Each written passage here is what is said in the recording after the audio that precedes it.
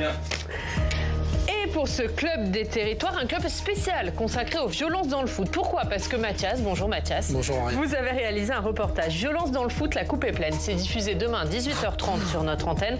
Évidemment, sur ce sujet des violences dans le foot, on va en regarder quelques extraits pendant ce club. Et avec nous, pour en parler, Bertrand Latour, bonjour. Bonjour. Merci beaucoup d'être avec nous, journaliste à la chaîne L'Équipe. On vous retrouve tous les jours à 15h50 dans l'équipe de Choc.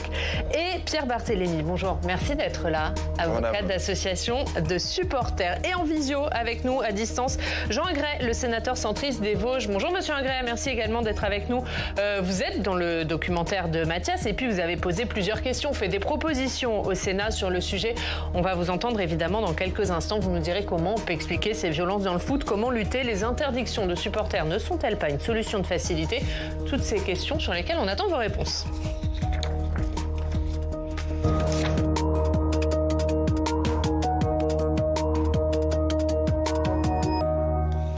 D'abord, Mathias, on va commencer avec vous. Pourquoi vous avez choisi de traiter ce sujet des violences dans le foot ? Parce que c'est un sujet qui se rappelle toujours à notre bon souvenir. Il n'y a pas plus tard que 10 jours, il y a eu des incidents pendant un match entre Bordeaux et Nice, des supporters qui se sont affrontés. Avant ça, on avait tous déjà été choqués l'été dernier au moment de l'agression du jeune Kenzo, un enfant supporter de l'OM lors du déplacement de son équipe à Ajaccio. Il y a ensuite eu l'agression de William et sa famille pour le match Nantes-Marseille. William qui avait fait à ce moment-là 2 infarctus. Voilà. Globalement, c'est des sujets, ça concerne plus que le foot. Maintenant, c'est des sujets de société qui intéressent tout le monde. Et puis, plus globalement, je suis moi-même personnellement supporter de foot. Donc, il y a un moment, il y avait un peu un ras-le-bol qui s'exprimait. On voulait comprendre pourquoi ces violences existaient et sortir un peu du manichéisme qui veut que, d'un côté, toute la faute revient aux autorités et à la doctrine de gestion de l'ordre dans les stades, ou de l'autre côté, qui dit que les supporters sont simplement des bœufs et qu'ils se mettent toujours les uns sur les autres. Oui, justement, on va parler de tout ça. Bertrand Latour, c'est devenu un sujet de société, comme l'a dit Mathias. Est-ce que ces violences dans le sport, elles sont propres au foot, ou en tout cas, elles sont accrues dans le foot ? Ouais, elles le sont davantage, ça c'est une évidence. Il y a des événements qu'on voit se reproduire maintes et maintes fois dans le foot, qu'on voit pas dans d'autres sports. Le week-end dernier, je suis allé voir un match de rugby entre le Racing et le Stade toulousain. Les supporters cohabitent ensemble. Après le match, il y a une bodega, les supporters boivent des verres ensemble. Ça paraît difficile à vivre dans le foot. Et le vrai problème, c'est qu'on a l'impression que ça s'empire année après année. Il y a peut-être, et ça a Pierre aussi bien passé pour en parler, mais un avant, un après Covid, on a l'impression qu'il y a quand même une hausse de la violence. On dit souvent que le foot est le reflet de la société. C'est peut-être un peu simpliste comme raisonnement, mais c'est pas si loin que ça de la vérité. Et c'est vrai que le foot génère des excès positifs à la fois. Il n'y a pas d'autres événements, et on peut le regretter, qui permettent de rassembler autant de gens sur les Champs-Élysées quand la France gagne. Et à l'inverse, il y a peu de manifestations qui divisent aussi autant les supporters, en tout cas les citoyens, quoi. Ouais. Pierre, justement, Pierre Barthélémy, est-ce que vous avez constaté des violences? Est-ce que ces violences dans le foot, elles sont en hausse? Alors, il y a effectivement une hausse au retour après les huis clos post-Covid, notamment liés à des phénomènes de société évoqués par Bertrand, mais aussi liés à des problèmes de réorganisation. Il fallait reprendre les bons réflexes d'organisation. En revanche, cette saison, par rapport à la saison dernière, on constate une baisse des incidents, mais une hausse des incidents graves. Donc c'est ça qui est paradoxal, c'est-à-dire qu'on en entend davantage parler parce que ce sont des incidents plus graves et plus médiatiques, mais généralement les rencontres se passent nettement mieux que l'année précédente. C'est toute cette difficulté aussi de ne pas trop se concentrer sur des incidents isolés pour leur donner une portée plus générale. Un chiffre, il y a 13 millions de personnes qui vont voir des matchs de Ligue 1 et de Ligue 2 chaque saison. L'an dernier, il y a eu 216 interpellations pour violence. Donc ça reste des ratios très faibles, mais c'est pas pour ça que c'est acceptable, et c'est pas pour ça qu'il faut pas continuer à lutter en amont pour éviter ces incidents et en aval après pour sanctionner durement les personnes qui ont ces comportements irréprochables. Bertrand, effectivement, faut le dire, ça reste quand même très minoritaire. Hein. Bien sûr que c'est minoritaire. Après, ce qui est souvent, moi je trouve assez insupportable, c'est que le focus, il est mis en fonction de l'intérêt de la rencontre. C'est-à-dire que selon si ça concerne Marseille, Lyon, le Paris Saint-Germain, ou des équipes qui sont moins connues en Ligue 1 ou en Ligue 2, le focus est moins important. Ça tient, à mon avis, de la part des politiques qui, quand c'est un match important, vont s'en emparer plus facilement, et pour certains, se font de la publicité là-dessus. Et pour d'autres, et j'en prends aussi une partie de la responsabilité parce que je fais partie des médias, nous aussi en parlons davantage quand ça concerne Marseille, Paris ou Lyon, davantage que quand un samedi après-midi de Coupe de France, comme c'est arrivé début janvier, il y a des incidents entre Bordelais et Niçois. C'est un match diffusé sur Binmax 8 que personne ne regarde. On en parle moins et c'est pas pour autant que c'est moins grave, mais c'est vrai que le focus médiatique est moins important aussi. Ça, je trouve que c'est important aussi. Mais c'est une question, vous avez raison de le dire, c'est une question de focus médiatique ou c'est concentré quand même dans certains clubs? Ou est-ce que finalement ça touche plusieurs clubs?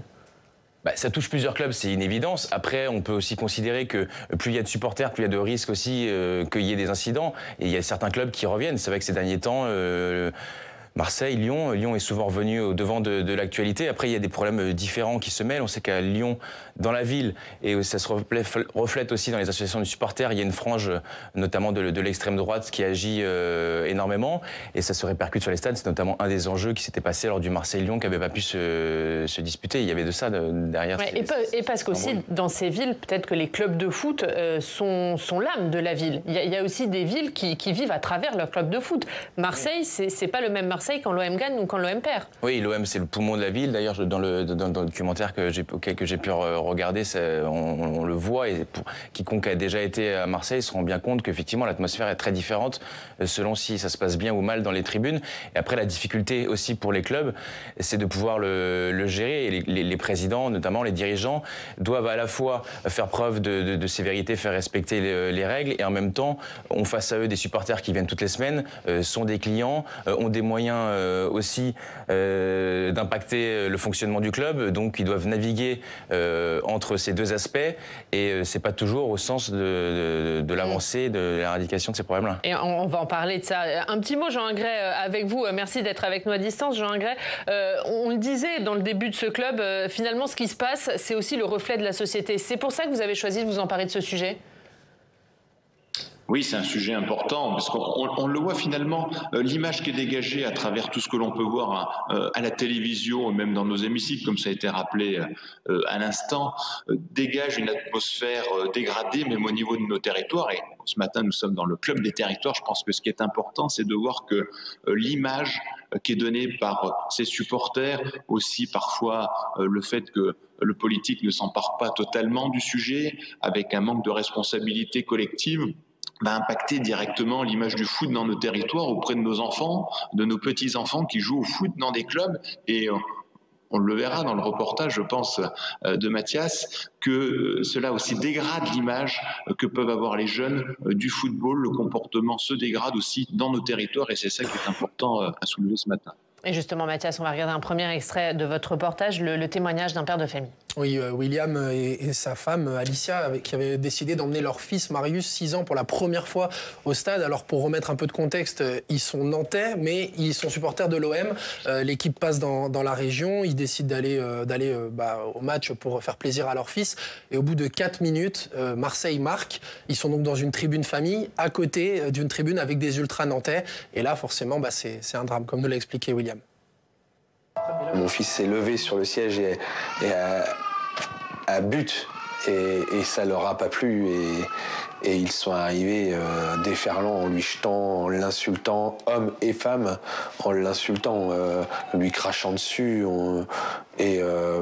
c'était vraiment, comme je dis, je crois qu'on ne sait même pas le nombre de bières, de pisses, de crachats qu'il y a eu dans cette violence, puisque ça allait très très vite. Ce que nous décrit William, là, c'est arrivé 2 autres fois avant la mi-temps. À chaque fois, il s'est interposé pour protéger sa famille, à tel point qu'il est tellement monté dans les tours qu'il a fait un double infarctus, William. Donc c'est un miracle qu'il s'en sorte, parce que il y avait des équipes de soignants qui étaient dans le stade et qui ont pu intervenir très vite. Mais c'est notamment l'un des incidents forts de ces derniers mois qui avait interpellé les politiques. Et déjà, à l'époque, Amélie Oudéa-Castéra leur avait témoigné leur soutien, et elle avait décidé de monter au créneau. Ouais, est-ce qu'on en voit de plus en plus alors ça reste évidemment une exception, mais quand même, là, on entend ce témoignage, c'est assez poignant. Est-ce qu'on en voit de plus en plus des violences de ce type, qui sont des violences très graves?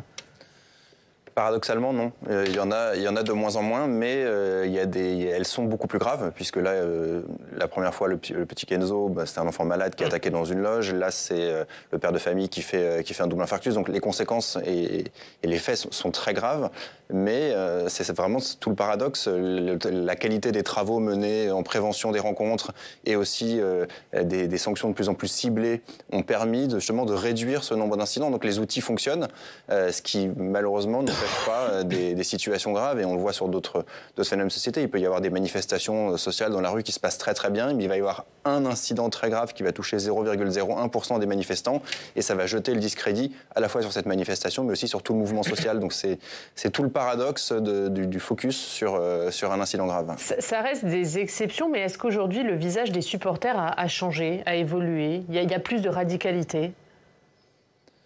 Je suis pas sûr, parce qu'aujourd'hui, il y a un niveau de dialogue qu'il n'y a jamais eu dans le football français, que ce soit au niveau national. Les groupes de supporters sont représentés dans ce qu'on appelle l'instance nationale du supporterisme, qui est rattachée au ministère des Sports. Donc il y a un vrai dialogue sur tous les sujets sans tabou. Et au niveau local, on a créé, c'est la loi de 2016 qui a créé ça, notamment, ça a été rajouté par le Sénat. Le référent supporter, c'est-à-dire c'est un salarié ou un bénévole du club qui est chargé de la relation entre le club et les supporters. Et ça a créé un vrai dialogue avec des relations de confiance, puisque ce poste ne fonctionne que s'il y a une relation de confiance. Et dans, j'ai envie de dire, 90% des clubs où il y a un référent supporter qui fait correctement son travail, les tensions ont baissé et les incidents ont baissé. On le voit, ça change aussi évidemment l'image des supporters, en tout cas dans la société, puisque comme vous dites Bertrand, nous les médias, on relaie évidemment ces incidents. Dans le reportage de Mathias, on voit cette banderole des supporters lensois qui disent « supporters, pas criminels ». C'est aussi ça, le risque de stigmatiser les supporters de foot ?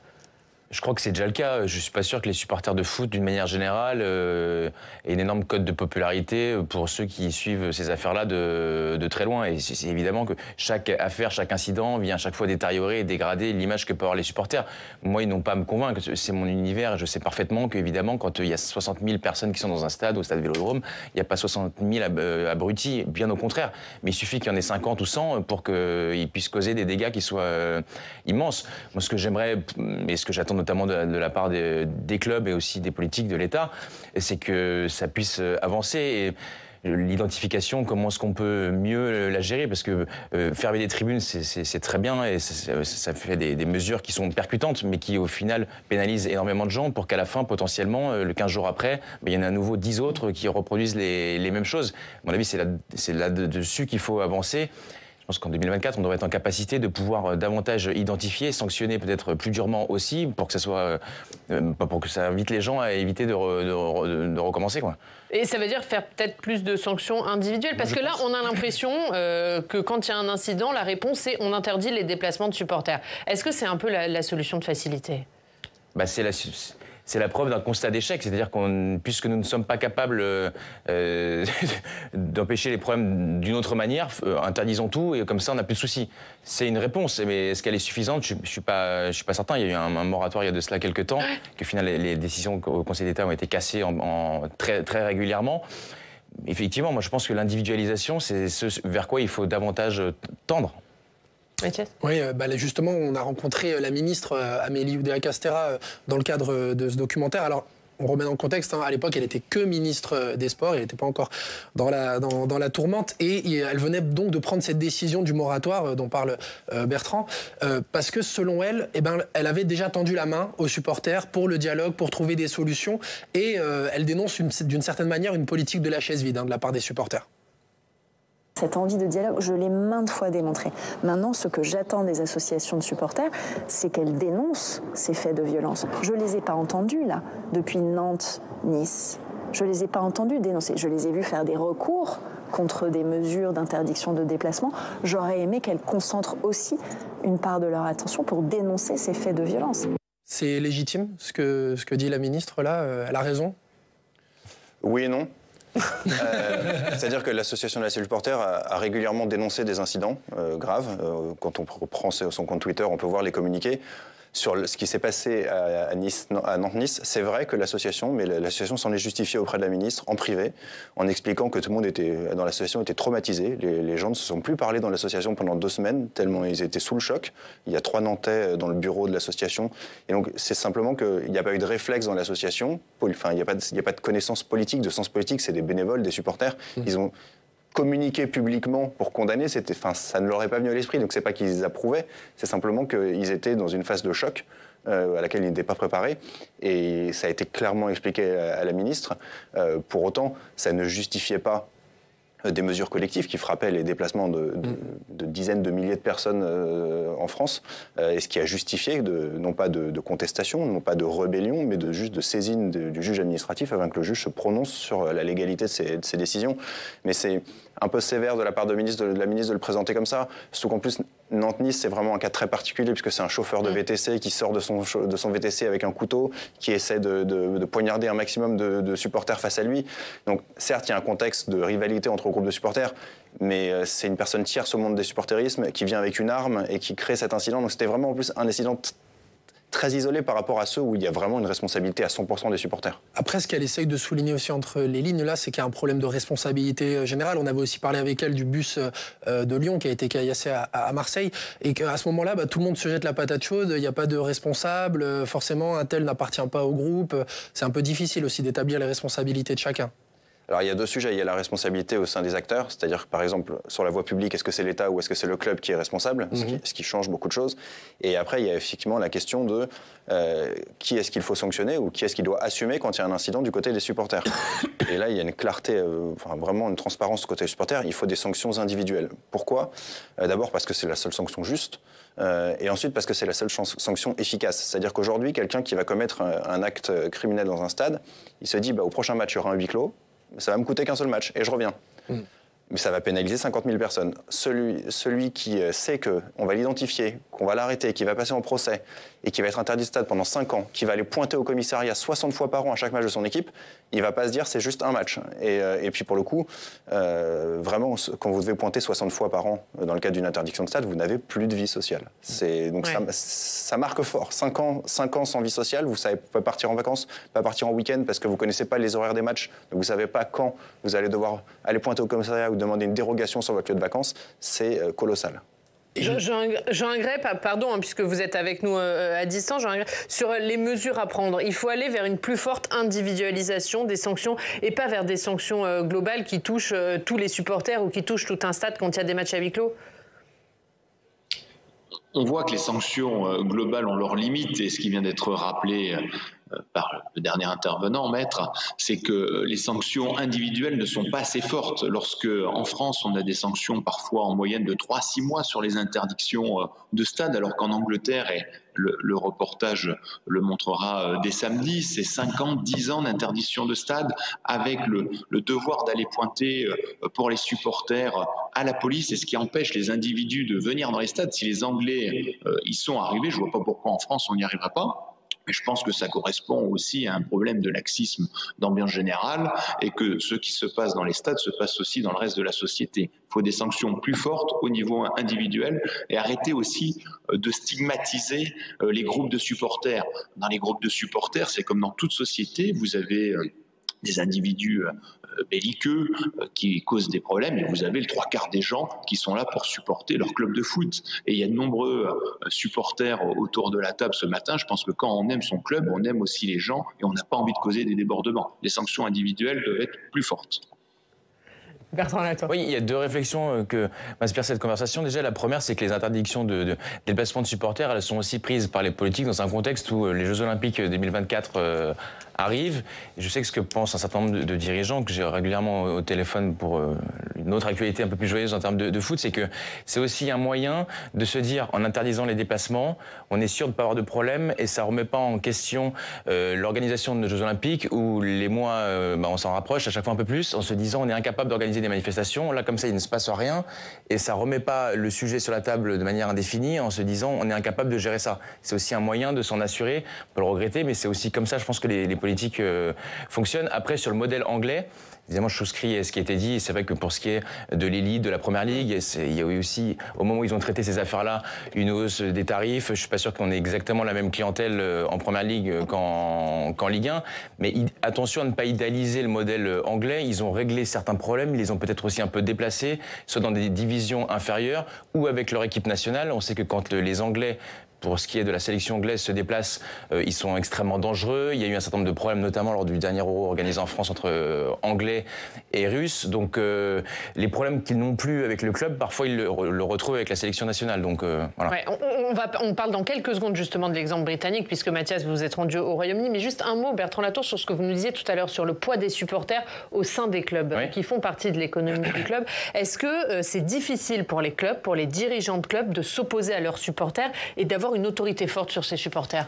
Oui, moi je trouve qu'il y a parfois un double jeu qui est mené par les dirigeants et je le dis en tant qu'observateur et c'est assez facile pour moi de porter ce jugement-là, mais c'est très difficile pour eux d'être extrêmement sévères avec des gens qui sont des clients et qui mettent l'ambiance et ce parfois, nous aussi, on est très contents de pouvoir faire des bandes annonces avec des fumigènes, des ambiances très fortes. On sait qu'ils sont interdits en France et on les utilise aussi, donc il y a parfois aussi une schizophrénie de notre part à nous, et avec des supporters qui peuvent impacter directement ou indirectement les résultats de leur équipe. C'est-à-dire que si vous avez un groupe de supporters, parfois à Marseille il y a des groupes où il y a 1000, 2000, 3000 supporters qui ont décidé de mettre une ambiance qui est moins positive, ça se retourne contre eux. Et le président du club de supporters, il a intérêt à ce que les matchs se passent bien, mais il a aussi intérêt à ce que son équipe fonctionne bien. Donc il faut à la fois faire des arbitrages entre ce qu'on autorise aux supporters et le fait que les matchs évidemment se déroulent dans le calme et la paix. Donc c'est pas toujours évident et on peut pas non plus leur demander de tout gérer. C'est là aussi que l'État aussi également doit prendre sa place quand même, quoi. Pierre Barthélémy, vous qui côtoyez beaucoup d'associations de supporters, est-ce qu'ils sont conscients qu'ils sont en position de force finalement les supporters au sein des clubs aujourd'hui ? Est-ce qu'ils en jouent un peu ? Je pense qu'il y a aussi des fantasmes là-dessus. Parce qu'on constate, c'est que quand un club veut vraiment serrer la vis, il le fait. Et les supporters n'ont pas beaucoup de leviers, si ce n'est des banderoles, etc. Donc, non, en revanche, il y a un point très important qui a été abordé là, c'est de dire qu'il faut arrêter de transférer de plus en plus la responsabilité sur les clubs et sur la Ligue. C'est ce qu'on entend beaucoup. Comme dans tout le reste de la société, lorsque quelqu'un se comporte mal, commet un délit, la première autorité qui doit agir, c'est la police et ensuite c'est la justice. Et aujourd'hui, comme après avoir créé l'interdiction judiciaire de stade, on a créé l'interdiction administrative dans les mains du préfet, puis maintenant l'interdiction commerciale dans les mains du club, et que dans le même temps, la Ligue prend des grands huis clos qui font parler, qui est médiatique, on a l'impression que la police et la justice qu'on s'est débordés. Ils ont vraiment des choses beaucoup plus graves à gérer, avec énormément de dossiers, un manque de moyens, mais ils se disent, puisque les clubs peuvent prendre des mesures individuelles, mais sans les moyens d'identification que nous on a, et puisque la Ligue prend des mesures collectives avec des huis clos, on n'a plus trop à s'embêter à identifier individuellement, à sanctionner individuellement. Et c'est là, je pense, aujourd'hui, le point principal où il faut faire des efforts. C'est que l'autorité légitime pour sanctionner, celle qui a les compétences, les moyens et la légitimité démocratique et juridique, c'est la police, c'est la justice. Et donc il faut leur redonner les moyens de faire le ménage. Peut-être que ça va être une concentration de moyens très forte pendant quelques années, mais que ça va régler 90% du problème. Donc donner plus de responsabilités, par exemple, à la police dans les stades, ce qui n'est pas forcément le cas aujourd'hui, ça peut être une solution ? Je pense qu'ils ont les moyens d'identifier sans donner plus de responsabilité dans les stades. Aujourd'hui, ce qui a été constaté, c'est que sur les phénomènes plus globaux, c'est-à-dire pour éviter les mouvements de foule ou les incidents dans des espaces très contraints comme un stade, c'est mieux que ce soit les stadiers parce qu'ils sont formés pour ça et parce qu'ils connaissent les supporters. Et donc, il y a une plus grande facilité. Mais quand il y a des incidents graves, quand il le faut, la police a le droit d'entrer avec l'accord du club dans le stade pour intervenir. Donc, je suis pas sûr que mettre des uniformes de police partout dans un stade, ça soit la solution. Ça peut peut-être plus créer de tension qu'autre chose. En revanche, quand une personne se comporte mal, et par exemple, lorsqu'il y a des cris de singe et des saluts nazis dans le parcage lyonnais à Marseille, ça m'aurait semblé naturel que la police rentre dans le parcage, interpelle les 5-6 personnes, les sorte et on aurait réglé le problème. On aurait identifié. Là, on demande au club d'identifier 3 semaines après sur des caméras qui ne sont pas les siennes, puisque ce n'était pas le club qui recevait le match Lyon, d'aller identifier derrière des cagoules les personnes. La police, elle serait allée les chercher. Enfin, il n'y a plus d'identification à faire par le club. Mathias, on revient sur l'exemple du Royaume-Uni, on en parlait. Oui, justement, les Anglais se basent sur un modèle très sociologique. Alors, on a rencontré Mark Roberts, qui est le chef d'une police dédiée au foot au Royaume-Uni. Alors, il nous a expliqué que dans les grandes lignes, au stade, entre 70 et 80% des supporters viennent et ne poseront jamais de problème. À l'inverse, il y a 5% des gens, c'est un peu manichéen, qui viendront quoi qu'il arrive pour faire le mal. Ça, c'est un modèle très anglo-saxon. Et puis au milieu, il y a un petit groupe flottant qui peut basculer d'un côté ou de l'autre, qui sont sous l'influence de la drogue, de l'alcool, ou si ils ressentent par exemple une doctrine de maintien de l'ordre trop serrée, trop dure avec eux. Et donc on a aussi rencontré Geoff Pearson, qui est un professeur de droit à l'université de Manchester, qui est spécialiste de ces questions. Et il nous a expliqué qu'en fait, dans le modèle français, on avait une mauvaise approche du problème. Je pense que les Français ont de graves problèmes en termes de gestion des foules. Et ces problèmes ont pris de l'ampleur ces dernières années.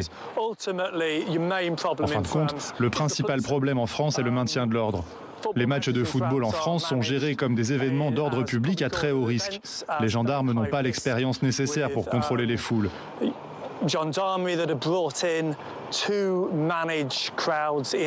Cela signifie que vous n'avez pas le type de communication et d'approche basée sur le dialogue que nous savons être les plus efficaces avec le public du foot.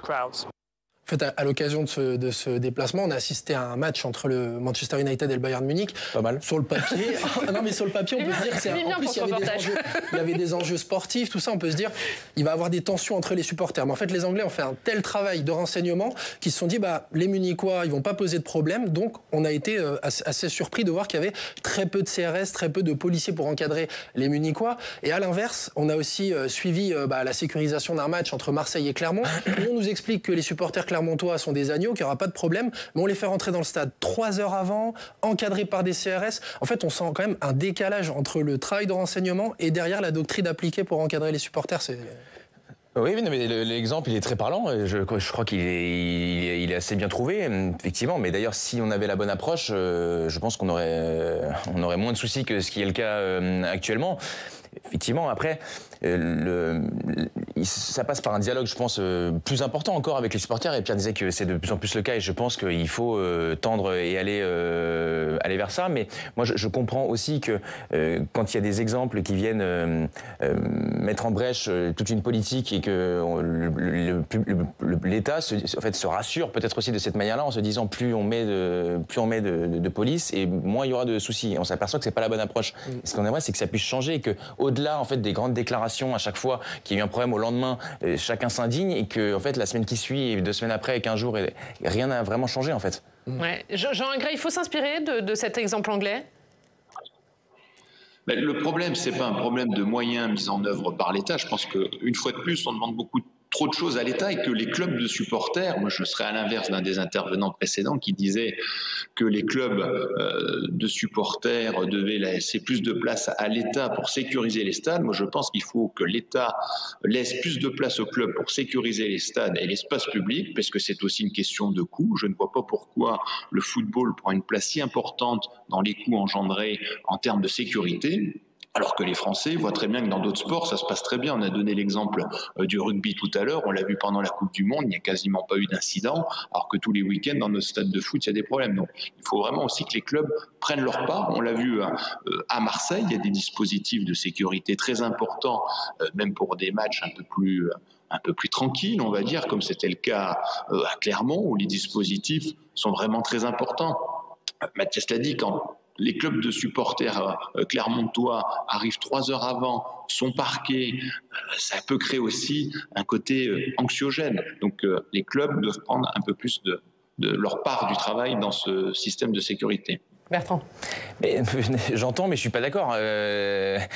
Quand on est Pablo Longoria, Nasser Khelaifi, avant toute chose, on est là quand même pour gérer un club de football, faire en sorte de recruter des bons joueurs, que votre stade soit plein et avoir les meilleurs résultats possibles. Et l'autre face, bien évidemment, c'est que les matchs passent bien, mais on peut pas leur demander ça c'est ni le ministre de la Justice, ni un préfet. Patron de l'OM et du PSG. Exactement. On est ni un préfet, donc à un moment donné, on peut pas tout leur demander non plus. Après, effectivement, que dans d'autres sports, ça se passe mieux, on est d'accord, c'est un état de fait, évidemment. On l'a dit, en rugby, par exemple, qui est un sport qui génère énormément de monde et les stades sont pleins et sont importants. Il n'y a pas ces soucis-là, ça, on est d'accord là-dessus. Mais je pense qu'on ne peut pas trop en demander non plus et il faut que chacun assume ses responsabilités. Mais il y a 2 choses. C'est-à-dire que nous, côté supporters, ce qu'on demande davantage d'intervention de la police et de la justice, c'est dans la répression. C'est-à-dire une fois qu'il y a eu des incidents, l'autorité légitime pour sanctionner, c'est la police et la justice. En revanche, que chacun ait sa part dans l'organisation, la préparation des matchs, c'est clair que les clubs et les groupes de supporters ont leur part de responsabilité et doivent s'impliquer dans ce dialogue. Un dernier mot, Mathias. Voilà. Un dialogue qui va s'articuler normalement dans les semaines qui viennent, parce que la ministre Amélie Oudéa-Castéra a proposé des assises du football pour repenser aussi la gouvernance du foot. On sait qu'elle a la LFP un peu en ligne de mire, et d'ailleurs, je pense que le sénateur Ingray y participera. Voilà. Et on suivra évidemment tout ça. Merci à tous d'avoir participé à débat. Si vous voulez bien rester avec nous, on va voir ce qu'elle a une de nos quotidiens régionaux. Quentin nous rejoint.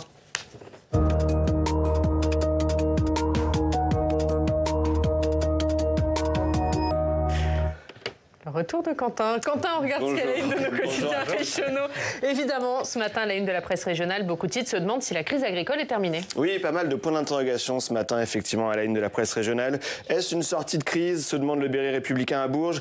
La fin des blocages, titre le Dauphiné libéré à Grenoble. C'est la même une pour le Midi Libre à Montpellier. La Charente Libre qui titre sur le marché conclu entre Attal et la FNSEA. Globalement, on lit que les syndicats d'agriculteurs ont été rassurés par les nouvelles mesures proposées par le gouvernement. gouvernement, même si certaines fédérations départementales de la FNSEA restent mobilisées, ainsi que le 3e syndicat agricole, c'est la Confédération paysanne. On continue sur ce thème. Oui, beaucoup de une.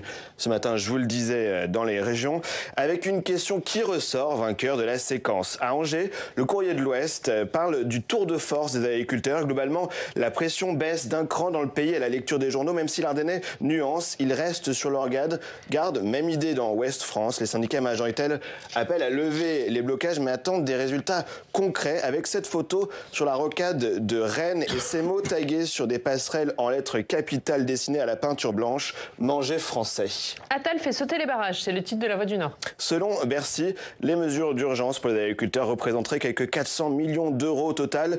Monsieur Attal a évoqué jeudi 150 millions d'euros en soutien fiscal et social aux éleveurs bovins. Dans les pages antérieures, on lit dans le journal les derniers coups de pression de la FNSEA hier dans le Nord qui se sont rapprochés de la frontière belge. Un dernier saut de sauterelle pour maintenir la pression, raconte La Voix du Nord. On parle d'une autre mobilisation, celle des enseignants. Une école en crise, titre Le Populaire du Centre ce matin. Un enseignant sur 2 en grève hier en Haute-Vienne. C'était 20% dans toute la France, a fait savoir le ministère de l'Éducation nationale. Les enseignants mobilisés hier font part de leur colère extrêmement profonde, avec beaucoup de pancartes aussi dans les cortèges pour réclamer le départ d'Amélie Oudéa-Castéra. Vous en parliez dans votre débat, fragilisée depuis 3 semaines par les polémiques. Allez, on parlait rugby, Bertrand. Un rappel, Quentin, pour les amateurs de rugby. Voilà, ça va se jouer à Marseille ce soir. Match d'ouverture du tournoi Destination pour les Bleus. La France affronte l'Irlande. Le choc des revanchards, à titre même Sud-Ouest. La France est frustrée d'avoir été éliminée en quart lors de la Coupe du Monde de rugby. Pareil pour l'Irlande, éliminée, souvenez-vous, par la Nouvelle-Zélande. Alors, vous, là, les footeux, les footix, vous allez regarder... C'est l'insulte. On va repartir. Hein. Vous allez regarder le match de rugby ce soir ? Moi, je vais regarder avec la plus grande intention. Je suis assez excité parce que c'est qu'on les a quittés sur une image négative face à l'Afrique du Sud. Ça ne nous rendra pas le titre de champion du monde, mais si on peut commencer du bon pied, on aura fait un bon pas pour peut-être gagner le tournoi. Voilà, Bertrand, il est multisport. Quentin, il n'est pas du tout foot, il est rugby. C'est pour ça. Merci Quentin. Merci à tous pour ce débat. Merci Jean Ingray. Merci Pierre Barthélémy. Merci Bertrand Latour d'avoir été avec nous. On vous retrouve tous les jours, 15h50 sur la chaîne L'équipe de Choc. Et Mathias, votre reportage est à voir demain sur notre antenne, 18h30. Violence dans le foot, la coupe est pleine. On vous attend. Merci beaucoup. Merci à tous de nous avoir suivis. On vous souhaite un très bon week-end. On se retrouve lundi.